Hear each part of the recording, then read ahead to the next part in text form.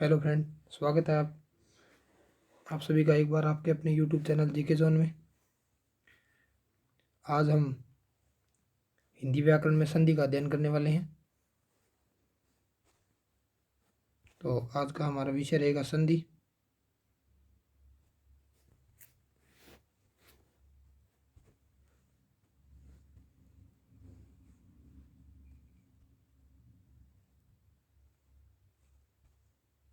संधि दोस्तों, संधि का शाब्दिक अर्थ होता है योग या मेल। और अगर हम संधि की परिभाषा की बात करें तो परिभाषा में हम देखेंगे कि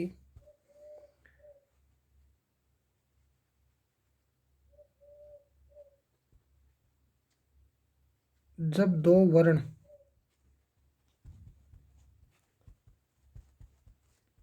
पास पास मिले या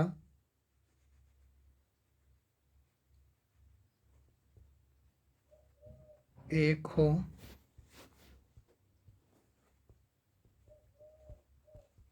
तो उनके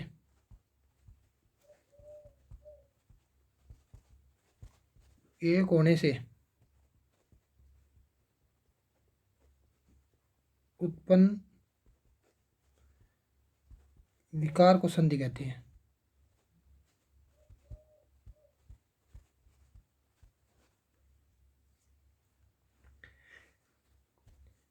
जब दो वर्ण पास पास आते हैं या मिलकर एक होकर कोई विकार उत्पन्न करते हैं उसे संधि कहते हैं। अर्थात वर्णों के परिवर्तन से होने वाला मेल है उसको संधि कहते हैं। हिंदी के महान लेखकों की परिभाषाओं का भी हमें ज्ञान होना चाहिए। उसी कड़ी में हम कांता प्रसाद गुरु के द्वारा दी गई परिभाषा क्या बात करें तो उन्होंने बताया है कि दो निर्दिष्ट अक्षरों के आसपास होने के कारण उनमें जो मेल होता है और मेल होने के बाद जो विकार उत्पन्न होता है उसे संधि कहते हैं। और किशोरीदास वाजपेयी जी के अनुसार जब दो या दो से अधिक वर्ण पास पास होते हैं और कभी कभी उनमें रूपांतर हो जाता है तो रूपांतर को संधि कहते हैं। अब संधि की स्वयं शब्द की बात करें हम तो संधि विच्छेद। संधि तो हो गया दो शब्दों को पास पास लाना, ये तो हो गया संधि। और ये हो गया इन दोनों का विच्छेद। इन दोनों के मिलने से जो होगा वो विकार होगा, वो तो होगा संधि। और ये जो संधि शब्द है इसके टुकड़े करके या इनको विभाजित करके जो विकार होगा उसे कहते हैं संधि विच्छेद। अब हम देखते हैं आगे, मैं आपको उदाहरण से समझाता हूँ। दो वर्ण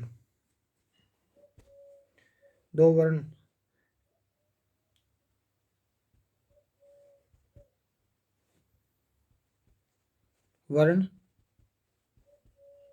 मेल और फिर बनता है संधियुक्त शब्द। जैसे उदाहरण के रूप में हम देखें तो महा प्लस ईश, इसका हम देखें तो ये बनता है महेश।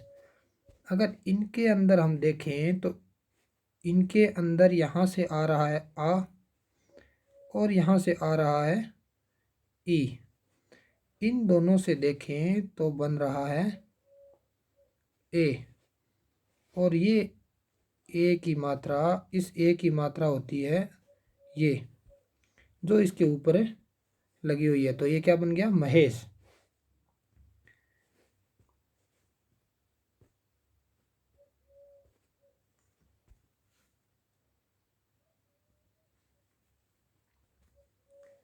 अब हम महा प्लस ईस विच्छेद तो कर चुके इसका, अब विच्छेद से संयुक्त कैसे करें वापस इसको, पुनः संधि शब्द कैसे बनाएं। तो इसका संधि शब्द बन जाएगा महेश, इसके अंदर था आ और ई, इन दोनों से क्या बना था, ए बना था,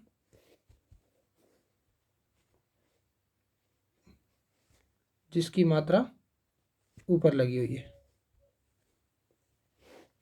ठीक उसी प्रकार आगे कड़ी में चले हम, तो मनोबल,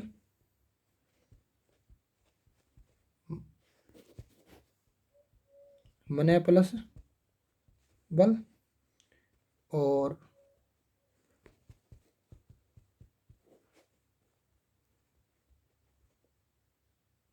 गणेश, इसमें होगा गण प्लस ईस। साथियों, ईस में सदैव ई की मात्रा बड़ी आएगी, क्योंकि ईस का मतलब स्वामी होता है, स्वामी या पति।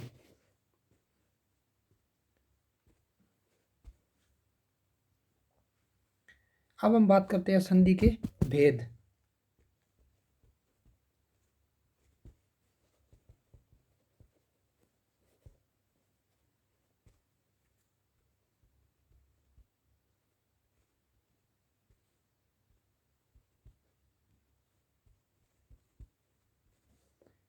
अगर हम संधि के भेद की बात करें तो संधि के 3 भेद होते हैं।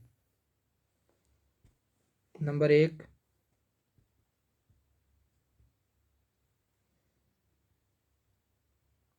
स्वर संधि, नंबर 2 व्यंजन संधि,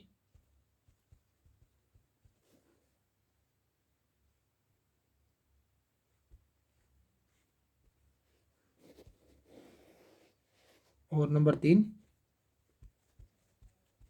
विसर्ग। साथियों, समझ जाना, मैंने एक के पीछे ही संधि शब्द लगाया है, ये भी संधि के भेद ही हैं, लिखने की आवश्यकता नहीं है, इतने तो आप समझ जाओगे। अब हम बात करें स्वर संधि के बारे में, तो इनके कोई भेद नहीं होते हैं, इसका भी कोई भेद नहीं होता है, लेकिन इसके 5 भेद होते हैं। तो हम आगे स्वर संधि लेते हैं फिर।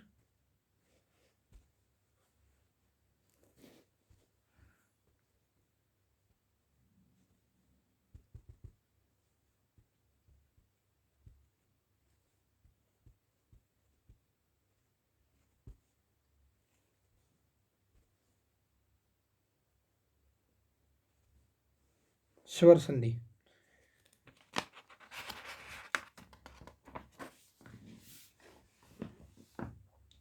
साथियों, स्वर संधि के 5 भेद होते हैं।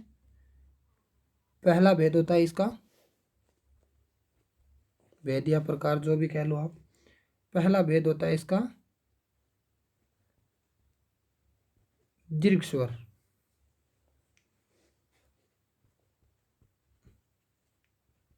संधि। दूसरा भेद होगा इसका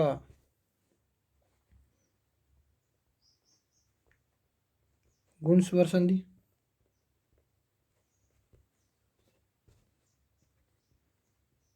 तीसरा भेद होगा इसका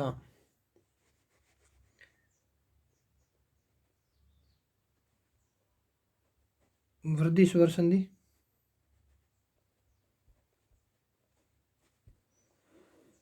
और संधि में अगर देखें तो ये सबसे सरल संधि का भाग होता है स्वर संधि, क्योंकि ये केवल और केवल 11 स्वर होते हैं, उनकी मात्राओं पर आधारित होती है, और प्रारंभिक भाग भी होता है संधि का, जिससे अगर ये इसको अच्छे से समझ में पढ़ लिया जाए तो आगे का संधि का भाग है, जैसे व्यंजन संधि है, विसर्ग संधि है, वो तो फिर अपने आप स्वतः ही हमारे मस्तिष्क में आने लग जाएंगे। तो इसका चौथा भाग है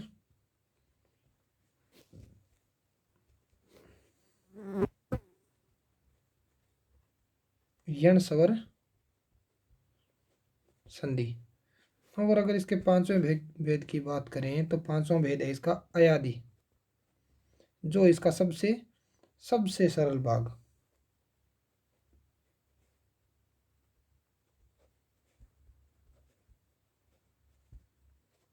अयादि स्वर संधि। अब इनकी थोड़ी थोड़ी मैं परिभाषा बता देता हूँ आपको, या इसको समझने का सूत्र बता देता हूँ थोड़ा सा। अगर यहाँ पे थोड़ा आपको समझ में आएगा तो आगे आपको संधि समझने में बिल्कुल भी परेशानी नहीं। बस आपको खाली इन मात्राओं का ज्ञान रखना है, क्योंकि ये जो स्वर संधि है इन मात्राओं के आधार पर ही आधारित है पूरी की पूरी। और ये मात्राएं हैं वो इनके 5 भागों में विभाजित हो जाएगी। जैसे दीर्घ स्वर संधि है, दीर्घ स्वर संधि के अंदर जो मात्राएं हैं वो ये रहेगी। इसमें एक तो रहेगी आ की मात्रा, एक रहेगी ई की मात्रा, एक रहेगी ऊ की मात्रा। ठीक इसी क्रम में गुण संधि में रहेगी ए की मात्रा और ओ की मात्रा। इसी क्रम में अगर हम वर्धी संधि की बात करें, वर्धी स्वर संधि, तो इसमें 2 मात्रा होगी। जहाँ भी संधि शब्द में 2 मात्राओं का उल्लेख हो, समझ जाओ वहाँ पर वृद्धि संधि है। फिर यण स्वर संधि आ जाएगी जिसमें अर्धवर्ण आएंगे। अर्धवर्ण, इसको स्वर संधि नहीं कह सकते क्योंकि इसमें स्वर का कहीं उल्लेख नहीं होता, फिर भी ये स्वर संधि का भेद है तो ये होगा तो स्वर संधि ही, और हमें कहना भी पड़ेगा। लेकिन जब समझने के लिए प्रयत्न से देखें तो इसमें स्वर का उल्लेख नहीं होगा। हाँ, विच्छेद विच्छेद होंगे तब स्वरों का उल्लेख होगा, लेकिन जब संधि शब्द बन जाएगा तो संधि शब्द में स्वरों का उल्लेख नहीं होगा, इसमें अर्धवर्ण का उल्लेख होगा। और अर्धवर्ण का उल्लेख होगा इनमें। जो अर्धवर्ण होंगे वो मैं आपको बता देता हूँ। ये अर्धवर्ण होंगे य, व, र। ये 3 अर्धवर्ण होंगे इनमें। और अयादि इसमें होगा आय, आय, आओ और आओ, इनकी ये पहचान होगी। तो एक बार पुनः रिपीट करते हैं। देखिए दोस्तों, संधि 2 शब्दों के योग या मेल से संधि का निर्माण होता है, या जो 2 शब्दों या 2 विकारों से उत्पन्न नया शब्द या विकार होता है, परिवर्तन होता है, उसे संधि कहते हैं। और संधि की परिभाषा ये है कि जब 2 वर्ण पास पास आकर मिलते हैं या एक हो जाती हैं तो उनके एक होने से जो परिवर्तन या विकार उत्पन्न होता है उसे संधि कहते हैं। संधि विच्छेद 2 शब्द या वर्णों के पास पास या परस्पर एक होकर बनने से शब्द, एक होकर बनने वाले शब्द को संधि शब्द कहते हैं। और अगर संधि शब्द के पुनः 2 भाग किए जाए या उनको विखंडित किया जाए तो जो 2 शब्द बनते हैं उन शब्द बनने की प्रक्रिया को क्या कहते हैं? संधि विच्छेद कहते हैं। 2 वर्णों के मेल से, अब देखो मैंने यहाँ परिभाषा बताई, 2 वर्ण है, वर्णों के मेल से संधि युक्त शब्द बनता है। जैसे महा प्लस ईस, तो क्या बन गया? महेश। इसमें क्या है? आ और ई आया है, और आ और ई के मेल से क्या बनता है? ए बनता है। ठीक इसी प्रकार हमने आगे मनेबल, मनह, इसको मन नहीं मनह बोलना पड़ेगा क्योंकि इसमें विसर्ग लगा हो, मनह बल। यहाँ विसर्ग का ओ हो गया, विसर्ग का हो गया यहाँ पे ओ, तो क्या हो गया? ये मनोबल।